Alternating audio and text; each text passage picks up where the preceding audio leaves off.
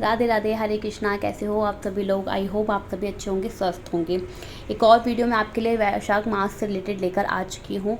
आज वैशाख माह के अध्याय 5 की कथा हम शुरू करेंगे।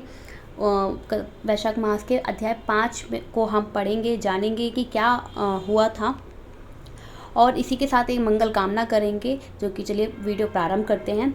श्री कृष्ण और श्रीमती राधा रानी की कृपा सदैव आपके और आपके समस्त परिवार पर बनी रहे। कल की कथा में जैसा कि आपने सुना कि भगवान शिव के मना करने के बावजूद भी माता पार्वती अपने पिता दक्ष के यज्ञ में जाने के लिए तैयार हो गई थी। वह पैदल ही निकल पड़ी, अकेली निकल पड़ी। तभी नंदी ने चुपचाप उन्हें अपनी पीठ पर बिठाया और महादेव जी के करोड़ों भूत दिगंत उनके पीछे चलते हैं। सती जी महलों की होती हुई किसी के ना बोलने पर उदास होकर महादेव जी की बात याद करती यज्ञ मंडप की तरफ जाती। लेकिन वहाँ पर भी श्री दक्ष प्रजापति और सभा के सभी लोगों को अपनी तरफ देखकर किसी के ना बोलने पर सती जी वहां खड़ी होकर रुद्र की आहुति तक पिता की चेष्टा देखती रही। जब दक्ष ने रुद्र को छोड़कर आहुति दी तो सती आंखों में आंसू भरकर अकुलाकर बोली, बड़ों का अपमान करने से कल्याण नहीं होता। तुमने रुद्र की आहुति नहीं दी। यह जितने भी ऋषि मुनि महात्मा इकट्ठे हैं, इन्होंने भी तुम्हारी दुष्ट बुद्धि दूर नहीं की। विधाता इनके भी विमुख ज्ञात होता है। सती की ऐसी बातें कहने पर देवता मुंह फाड़कर हंसने लगे। शुक्राचार्य दाढ़ी और मूछ फड़फड़ाने लगे और वहाँ बहुत से भुजा पांव और कछाओं को फड़फड़ाने लगे और दक्ष निंदा करने लगे। तभी उनकी बातों और पति निंदा सुनने पर प्रायश्चित करने के लिए क्रोध से लाल होकर शरीर त्याग करने का विचार करके सबके देखते देखते सती होम की अग्नि में गिर पड़ी। सती के गिरते ही बड़ा हाहाकार मच गया। महादेव जी के गण भागकर शिव जी के पास पहुंचे और दक्ष यज्ञ की सारी कथाएं कह सुनाई। भगवान शिव जी ने कहा, यह सुनते ही कलांतर के समान क्रोध में एक जटा उखाड़कर पृथ्वी पर दे मारी, जिससे बड़ा बलवान महाकाय वीरभद्र उत्पन्न हुआ। उसके सहस्त्र भुजा थी और रूप यमराज के समान था। वह महादेव जी के सम्मुख हाथ जोड़कर कहने लगा कि आज्ञा है। यह सुनकर रुद्र भगवान क्रोध करके अपने सम्मुख खड़े हुए वीरभद्र से बोले कि तुम बड़े बड़े बलवान भूत गणों को अपने साथ ले जाकर मेरे निंदक दक्ष को नाश कर दो, जिसके कारण मेरी प्रिय सती को शरीर त्याग करना पड़ा। महादेव जी की आज्ञा पाकर वे सभी और देवता, असुर, मनुष्य आदि सब सुपटों को मार गिराया, पूषा के दांत उखाड़ डाले तथा दुरात्मा भृंग की दाढ़ी मूछ भी उखाड़ डाली। जिसने जो अंग फटकाया था उसका वही अंग वीरभद्र से उखाड़ फेंका और दक्ष के सिर की रक्षा भृंग के मंत्र बल से करने के कारण बड़े उद्योग करने पर भी सिर न कटा। तब रुद्र ने स्वयं आकर उस दुरात्मा का सिर काटकर अलग कर दिया। यज्ञ में जो लोग आए थे उनका सहारा गड़ों करके सहित कैलाश को चले गए। मरने से जो बचे वह ब्रह्मा जी की शरण में गए। उनको संग लेकर ब्रह्मा जी कैलाश के पहुँचे। महादेव जी को क्रोध शांत कर समझाया बुझाया उन्हें यज्ञशाला में ले गए और जो यज्ञ में मारे गए थे उन सबको जीवन दान कराया। भगवान शतशिव में दक्ष के धड़ पर बकरे का सिर रख दिया। उसी से उसकी प्रसन्नता के लिए बम बम बम किया गया। बकरे की दाढ़ी भृंग जी के मुख पर लगा दी। पूषा के जहाँ तहाँ अंग लगाकर उस सबके सिर जोड़कर सबका कल्याण कर दिया। दक्ष का यज्ञ पूरा कराकर देवता अपने अपने स्थलों पे जा पहुँचे। शिवजी नैतिक ब्रह्मचार्य व्रत धारण करके गंगा जटा पर पुनाग वृक्ष के नीचे तप करने लगे। दक्ष पुत्री सती ने हिमाचल के घर उसकी स्त्री मेनका के गर्भ में जन्म लिया और वहीं पर उनका पालन पोषण होने लगा। इतने में ही तारकासुर नामक एक राक्षस उत्पन्न हुआ और परमेठी ब्रह्मा से वर पाया, सिवाय रुद्र के बलित्र के तू किसी से भी नहीं मरेगा। अब यह बात सुनकर उसने सोचा कि शिवजी के तो कोई स्त्री ही है ही नहीं, पुत्र कहाँ से होगा। वह सब लोगों और देवताओं के सताने लगा। तब देवताओं ने दुख पाकर ब्रह्मा जी की शरण ली। ब्रह्मा ने देवताओं को समझाया कि रुद्र भगवान की पत्नी सती ने पहले अपने पिता के यज्ञ में शरीर त्याग कर अब हिमाचल के घर जन्म लिया है, जिसका नाम पार्वती और रुद्र भगवान हिमाचल के शिखर पर घोर तप कर रहे हैं। किसी तरह पार्वती का पानी ग्रहण रुद्र भगवान से कराना चाहिए। भगवान के यह वचन सुनकर सब देवता इंद्र आदि को लेकर अमरावतीपुरी में गए और फिर बृहस्पति से सलाह करके अपने कार्य की सिद्धि के लिए इंद्र ने नारद और कामदेव को बुलवाया। उन दोनों को बुलाकर नारद जी को हिमाचल के पास कहला भेजा कि वह अपनी पुत्री को, जो कि पहले दक्ष की कन्या थी, उसको शिव की पत्नी बनाने को नियुक्त करें। अब नारद जी ने जैसा कहा गया था वैसा ही करने चले गए। फिर कामदेव से कहा कि सब देवताओं और महादेव जी के हित के लिए वसंत ऋतु का संग लेकर रुद्र भगवान के तपोवन और चारों ओर मनोहर वसंत ऋतु का विस्तार करो। और फिर जब वहाँ पार्वती जी महादेव जी के पास पहुँच गए, तब धनुष पर बाण चढ़ाकर ऐसा मारो कि महादेव जी के मोहित होने पर, उनका संगम होने पर सब कार्य पूरे हो जावे। अब कामदेव ने जो आज्ञा कहकर वसंत ऋतु अपनी स्त्री और अनुचरों को संग लेकर उस ओर शीघ्र जाकर अपनी शक्ति से असमय में वसंत ऋतु उत्पन्न कर दी, जिससे चारों ओर वन में शीतल मंद सुगंधित वायु चलने लगी। दावत उसी समय महादेव जी भी पार्वती की सेवा में प्रसन्न होकर उन्हें कुछ कहने लगे। तब कामदेव ने प्राण प्रिया के संगम का उचित समझकर जानकर महादेव जी के पीछे वृक्ष की ओर से एक बाण छोड़ दिया, जिससे कि महादेव जी ने मन चंचल होने से चित्त में व्याकुल होकर इधर उधर देखना तो कामदेव दिखाई पड़ा। अब क्रोध से अपने मस्तक के तीसरे नेत्र को खोलकर पार्वती को दूर करके ऐसी तीक्ष्ण अग्नि प्रकट की कि सब संसार भयभीत हो उठा और उस अग्नि में धनुष बाण सहित कामदेव भस्म हो गया। देवता अपने कार्य की सिद्धि समझकर तथा वसंत और रति भयभीत होकर भाग गए। पार्वती डर के मारे आंखें बंद करके दूर हट गई और महादेव जी भी अंतर्ध्यान हो गए। हित की इच्छा करने वाले देवताओं को कुछ भी फल की सिद्धि नहीं हुई, उल्टा अनर्थ हुआ। जो कोई साधुओं के संग दुष्टता करते हैं, उनका कहना है ही क्या। इसी प्रकार साधुओं की सेवा न करने से इक्ष्वाकु के पुत्र ने दुख भोगा और अनेकों बुरी योनियों में जन्म लिया। मनुष्य रात दिन इस पूर्ण चरित्र रूपी पुराने इतिहास को सुनते हैं। वह जन्म, मृत्यु, बुढ़ापा आदि समस्त दुखों से निसंदेह दूर हो जाते हैं। मैथिली ने पूछा कि हे ब्राह्मण, कामदेव के जल जाने के बाद उनकी उत्पत्ति कैसे हुई।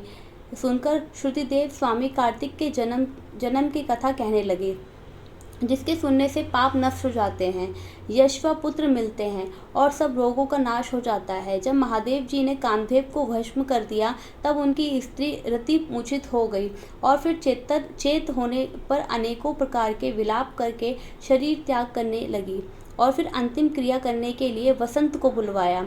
वसंत ने आकर रति को समझाया कि आत्मघात करना धर्म का हेतु नहीं है, लेकिन रति के न मानने पर वसंत ने नदी के तट पर चिता बनाई और रति गंगा में स्नान कर संपूर्ण क्रियाक्रम में निश्चित होकर सब इंद्रियों को रोक कर और मन को आत्मा में लीन कर चिंता पर चढ़ने को उगत हुई।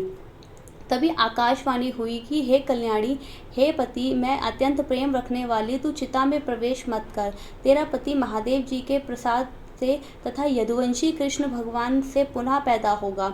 ऐसे क्रम में 2 जन्म होंगे, तब दूसरे जन्म में श्री कृष्ण से रुक्मिणी के गर्भ में तेरा पति होगा। उसका नाम होगा प्रद्युम्न और तू ब्रह्मा के श्राप से शंकर के घर में निवास करेगी। वहीं प्रद्युम्न नाम के तेरे पति से तेरा मिलन होगा। ऐसा कहकर आकाशवाणी समाप्त हो गई।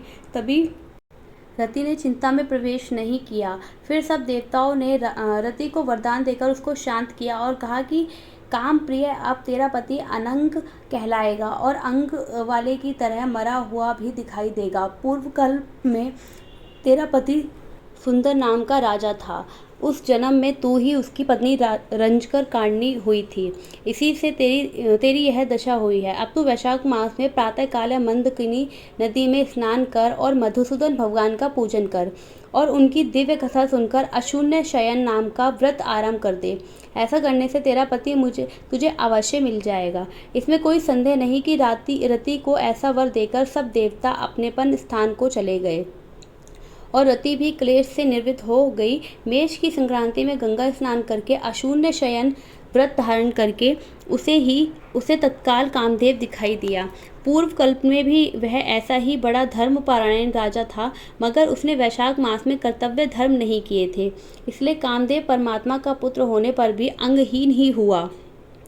जब महादेव ने अंत ध्यान हो गए तब पार्वती जी निराश खड़ी होकर सोचने लगी कि क्या करूं। तब पिता हिमवान उन्हें अपने घर में ले गए। इधर पार्वती जी शंकर जी के रूप और गुणों को देखकर मुग्ध हो गई। मन में शंकर जी को ही अपना पति मान लिया और गंगा नदी के तट पर जाकर तपस्या करने लगी। वे माता पिता आदि सबके समझाने पर भी भूखी प्यासी जटाएं बढ़ाकर सहस्त्रों वर्षों तक महालिंग का पूजन करती रहीं। तब महादेव जी ने सायंकाल में ब्रह्मचारी के वेश में उनके सामने आकर पर्णकुटी के पर अनेकों प्रकार की उनसे परीक्षा ली और फिर अपने दृढ़ देखकर बोले, हे भद्रे, जो तुम्हारी इच्छा हो वही मांग लो। अब पार्वती जी ने वर मांगा कि हे रुद्र, तुम मेरे पति हो, तथास्तु ऐसा ही होगा। यह वर देखकर सप्तऋषियों को बुलाकर हिमाचल के पास उन्होंने भेजा। सप्तदशी हिमाचल के पास पहुँचे और हिमाचल के पूछने पर बोले कि हे राजन, तेरी कन्या पार्वती ने, जो पहले दक्ष की पुत्री थी, उसने पिता के यज्ञ में शरीर त्याग कर तेरे घर जन्म लिया था। इसका विवाह महादेव जी से कर दूं? यह बात सुनकर हिमाचल बोला कि पार्वती महादेव जी को ही अपना पति बनाने के लिए घोर तप कर रही है। मैं भी अत्यंत हर्ष से अपनी कन्या महादेव जी को दे चुका हूँ। अब आप वहाँ पधारो। जहाँ महादेव जी हिमाचल का उत्तर लेकर सप्तऋषि महादेव जी के पास जाकर और विवाह निश्चित करके चले गए। तब तो लक्ष्मी आदि सब देवियों तथा विष्णु आदि सब देवता बराती बनकर चले और महादेव जी सब देवता मुनि छो मत्रिका आदि को तथा भूतगणों के साथ लेकर बैल पर चढ़कर चले। उनके आगे शंख मृदंग आदि अनेकों बाजे बजने लगे और वेद की ऋचा के पाठ होते हुए हिमाचलपुरी में जा पहुँचे। तब शुभ लगन में शिव पार्वती का विवाह संपन्न हो गया, जिससे कि त्रिलोकी में आनंद छा गया। इस महोत्सव के पूर्ण होने पर शंकर जी पार्वती जी के साथ स्वच्छंदता से हिमाचल के शिखर पर सहस्त्रों दिव्य वर्षों तक रमण करते रहे। महादेव जी द्वारा पार्वती जी के साथ नित्य प्रतिरमण करने पर भी गर्भ स्थिति नहीं हुई, तो देवताओं को घोर चिंता उत्पन्न हुई कि हमारे कार्य की सिद्धि कठिन है। तब खूब विचार करके अग्नि को बुलाकर उसका अत्यंत सम्मान कर जहाँ महादेव जी रमण कर रहे थे वहाँ भेजा और कहा कि जब महादेव जी रमण कर चुके हो तो प्रकट होकर उनके सम्मुख चले जाना, जिससे कि पुनः रमण ना करें, क्योंकि तुझे देखकर पार्वती जी की लज्जा के मारे वहाँ से हट जाएंगी। तब तू शिष्य बनकर कामरी शिव जी से प्रश्न कर बहुत सा समय लगा देना। बहुत काल व्यतीत होने पर भी पार्वती जी के गर्भ में स्वामी कार्तिक का जन्म होगा। फिर अग्नि देवताओं से विदा होकर महादेव जी के पास गए, जिससे वस्त्रहीन पार्वती को बड़ी लज्जा उत्पन्न हुई और रमण छोड़कर अलग हट गई। तब महादेव जी को बड़ा क्रोध हुआ और अग्नि से बोले, दुर्मते, इस रश्खलित वीर्य को जो दूसरा है तू ग्रहण कर। उस प्रचंड वीर्य के उदर में प्रवेश होने से अग्नि ने दुखित होकर स्वर्गलोक में देवताओं के पास जाकर सब व्यतता कहा, जिससे कि देवताओं को वीर्य के स्थित हो जाने से हर्ष हुआ, परंतु प्रसव कैसे होगा इसका अत्यंत दुख भी हुआ। अग्नि के उदर में महादेव जी का तेजोमवीर बढ़ने लगा। 10 महीने हो गए और प्रसव का कोई उपाय नहीं हुआ। तब अत्यंत दुखी होकर देवताओं को संग लेकर महाश्विनी गंगा के पास जाकर सब स्तुति करने लगे। हे माता, तू देवताओं के निर्मित शंकर के इस तेज को धारण कर, जो अग्नि के प्रसव बढ़ रहा है। वह स्त्री न होने के कारण प्रसव नहीं होता। हमारी रक्षा कर। ऐसी प्रार्थना करने से गंगा ने कहा, तथास्तु। तब देवताओं के कहने से अग्नि ने गर्भमोचन मंत्र में गर्भ का आकर्षण कर शंकर जी के तेज को गंगा जी में छोड़ दिया। यह तेज बड़ा दीप्तिमान और लोकों में असहनीय था। कुछ मास पर्यंत गंगा जी भी उसे सहन न कर सकी और जल सूख गया और रक्त कलेवर दिखाई देने लगा। तब अत्यंत दुख से व्याकुल होकर अपने उदर एवं गर्व को त्याग दिया जो पर्वतों में गिरा, जहाँ विदर्ण होकर उस गर्व के 6 भाग हो गए। तब ब्रह्मा जी की भेजी हुई 6 कृतिकाएँ आईं और उन्होंने शरकंडों से विवित्र संभव तेज के 6 भागों को ग्रहण करके 6 मुख का पुरुष बनाया, जिसका शरीर एक ही था परंतु बहुत ही दृढ़ कर दिया। यह पुरुषकार 6 मुखी शरीर बहुत समय तक सरकंडों में वैसे ही पड़ा रहा, उसका कोई रक्षक नहीं था। एक दिन बैल पर चढ़े हुए महादेव पार्वती जी उसी स्थान को होकर श्री शैल को जा रहे थे कि सहसा पार्वती जी के स्तनों में से दूध की धार बहने लगी। तब विस्मित होकर पार्वती जी ने महादेव जी से अकस्मात स्तनों से दूध बहने का कारण पूछा। महादेव जी बोले, तेरा पुत्र यही नीचे पड़ा है और अपने रमण की बात तथा अग्नि का वहां आना, जिससे पार्वती को उसे देखने से लज्जा के मारे हट जाना और वीर स्खलित होने से क्रोध में आकर अग्नि के मुख में छोड़ देना और गंगा जी के जलने से गंगा का शरकंडों में छोड़ देना, वहां पर उनके 6 भाग हो जाना तथा मत्रिकाओं का दृढ़ कर देने का सारा वृतांत सुनाया। फिर कहा कि उसकी आकृति पुरुष की सी हो गई, उसी को देखकर तेरे स्तनों का दूध टपक रहा है। इसका पराक्रम विष्णु के समान होगा, इसका पालन पोषण कर, यही तेरा औरस पुत्र है, इसे उठाकर ले चल। महादेव जी की बात सुनकर पार्वती जी बालक को गोदी में उठाकर बिठाकर दुग्धपान कराने लगी और पुत्र स्नेह पर तत्पर होकर महादेव जी के साथ कैलाश को गई। पुत्र का पालन करने अत्यंत संतुष्ट हुई। राजन, यह कुमार के जन्म की कथा मैंने तेरे सामने कही। इसे नित्य प्रतिदिन सुनने से उनके पुत्र पौत्र आदि की वृद्धि होती है। इसलिए वैशाख मास में धर्म करने से स्त्रियों का विधवा योग मिट जाता है तथा अत्यंत पुण्य होता है। इसी के प्रभाव से अनंग कामदेव भी सांग हो गया। जो लोग इस मास में बिना स्नान दान किए बिताए देते हैं, उन्हें बहुत से धर्म करने पर भी अनेकों दुख भोगने पड़ते हैं। इसलिए यही एक मास संपूर्ण धर्मों के करने के लिए हितकारी है। हरे कृष्ण। आज की कथा का यही समापन करती हूँ। उम्मीद करती हूँ कि आपको मेरे द्वारा कही गई कथाएं समझ आई होंगी। इसी के साथ आप इन कथाओं के बाद आप विष्णु चालीसा का पाठ कर सकते हैं, विष्णु सहस्त्रनाम का पाठ कर सकते हैं, ओम नमो भगवते विष्णु देवाय, इस मंत्र का लगातार जाप कर सकते हैं। जितना हो सके विष्णु सहस्त्रनाम का जाप कीजिए, उसे पढ़िए। इसी के साथ आज हम पढ़ेंगे तुलसी चालीसा। तुलसी भगवान विष्णु को बेहद ही प्रिय है, तो चलिए स्टार्ट करते हैं। तुलसी चालीसा माता तुलसी को समर्पित है। पुराणों में ऐसा वर्णित है कि देवी वृंदा ही तुलसी रूप में प्रकट हुई थी और भगवान विष्णु को देवी लक्ष्मी के समान ही प्रिय है। जो व्यक्ति नियमित तुलसी के पौधे की समक्ष तुलसी चालीसा का पाठ करता है और विशेष रूप से देव उठनी एकादशी, कार्तिक मास, कार्तिक पूर्णिमा पर तुलसी चालीसा का पाठ करता है, उसके पाप क्षय हो जाते हैं और वह भगवान विष्णु को प्रिय होकर उत्तम लोक की ओर प्राप्त होता है।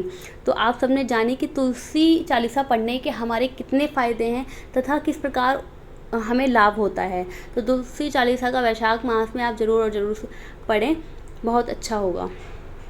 सबसे पहले हम दोहा पढ़ेंगे। श्री तुलसी महारानी करूं विनय सिरनाए, जो मम हो संकट विकट दीजो मात नशाए। तो चलिए प्रारंभ करते हैं। नमो नमो तुलसी महारानी, महिमा अमित न जाए बखानी, दियो विष्णु तुमको सन्माना, जग में छायो स्वयंश महाना, विष्णु प्रिय जय जयति भवानी, तिहु लोक की हो सुखरानी। भगवत पूजा कर जो कोई, बिना तुम्हरे फल सफल न होए, जिन घर तब नहीं होए निवासा, उस पर करई विष्णु नहीं वासा, करे सदा जो तब नित सुमिरन, तेहि के काज होए सब पूरन। कार्तिक मास महात्म्यम तुम्हारा, ताको जानत सब संसारा, तब पूजन जो करे कुवारी, पावे सुंदर वर सुकुमारी, कर जो पूजन नित प्रति नारी, सुख संपत्ति होए सुखारी। वृद्धा नारी करे जो पूजन, मिले भक्ति होवे पुलकित मन, श्रद्धा से जो पूजे कोई, भव निधि से तर जावे सोई। कथा भागवत यज्ञ करावे, तुम बिन नहीं सफलता पावे, छायो तब प्रताप जग भारी, त्यावत तुम्हि सकल चितधारी। तुम्हि मात यंत्र तंत्र तंत्रन सकल काज सिद्धि होवे क्षण में। औषधि धूप आप हो माता, सब जग में तब यश विख्यात था। देव ऋषि मुनि ओ तपधारी, करत सदा जब जय जय जयकारी। वेद पुराणन तब यश गाया, महिमा आगम पार नहीं पाया। नमो नमो तुलसी महारानी, नमो जय जय सुख कारणी। नमो नमो जय दुख विहारणी। नमो नमो सुख संपत्ति देनी। नमो नमो अग काटन छेनी। नमो नमो तुलसी महारानी, नमो भक्तन दुख हरनी। नमो नमो दुष्टन मद छेनी। नमो नमो भव पार उतारनी। नमो नमो परलोक सुधारनी। नमो नमो तुलसी महारानी, नमो निज भक्तन उबरानी। नमो नमो जनकाज सवारनी। नमो नमो जय कुमति नचावनी। नमो नमो सुख उपजावनी। जयति जयति जय तुलसी माई, ध्याऊँ तुमको शीश नवाई। निजनन जानी मोहि अपनाओ, बिगड़े कारज आप बनाओ। करूँ विनय मैं मात तुम्हारी, पूर्ण आशा हरो हमारी। शरण चरण कर जोरी मनाऊं, निश्चिन तेरे ही गुण गाऊं। कहूँ माता यह आव मों पर दया, निर्मल होए सकल मम काया। मांगो मात यह वर दीजिए, सकल मनोरथ पूर्ण कीजिए। जनु नहीं कुछ नेम आचारा, क्षमो मात अपराध हमारा। 12 मास करे जो पूजा, ता सम जग में कोई और न दूजा। प्रथमहि गंगा जल मंगवावे, फिर सुंदर स्नान करावे। चंदन अक्षत पुष्प चढ़ावे, धूप दीप निवेद लगावे। करे आचमन गंगा जल से, ध्यान करे हृदय निर्मल मन से। पाठ करे फिर चालीसा की, स्तुति करे मात तुलसी की। यह विधिवत पूजा करें हमेशा, ताके तन नहीं रहे कलेशा। करे मास कार्तिक का साधन, सोवे नित पवित्र सिद्ध हुई जाही। यह कथा महा सुखदायी, पढ़े सुने सो भव तर जाई। तुलसी मैया तुम कल्याणी, तुम्हारी महिमा सब जात जानी। भव ना तुझे माँ नित ध्यावे, गाकर मुझे माँ तुझे रिझावे। यह श्री तुलसी चालीसा पाठ करे जो कोई, गोविंद सो फल पावई जो मन इच्छा होई। तुलसी चालीसा का पाठ करने के बाद तुलसी माता की आरती का गायन भी जरूर करना चाहिए, इससे उच्च कोटि का पुण्य लाभ प्राप्त होता है। आई होप आप सभी को इस कथा का अच्छे से वर्णन मैंने कर पाई हूँ, और अगर आपको मेरी वीडियो पसंद आई है तो इसको लाइक शेयर सब्सक्राइब करना बिल्कुल ना भूलें। शेयर ज़रूर करें, लाइक ज़रूर करें, सब्सक्राइब ज़रूर करें। इसी के साथ हम आपसे विदा लेते हैं, और राधे राधे, श्री हरिवंश, श्री राधे श्री राधे। ओम नमो भगवते विष्णु वासुदेवाय नमः। इस मंत्र का जाप आपको वैशाख के महीने में जितना ज़्यादा हो सके उतना आपको करना है। इसी के साथ बोल दीजिए श्री विष्णु, श्री हरि।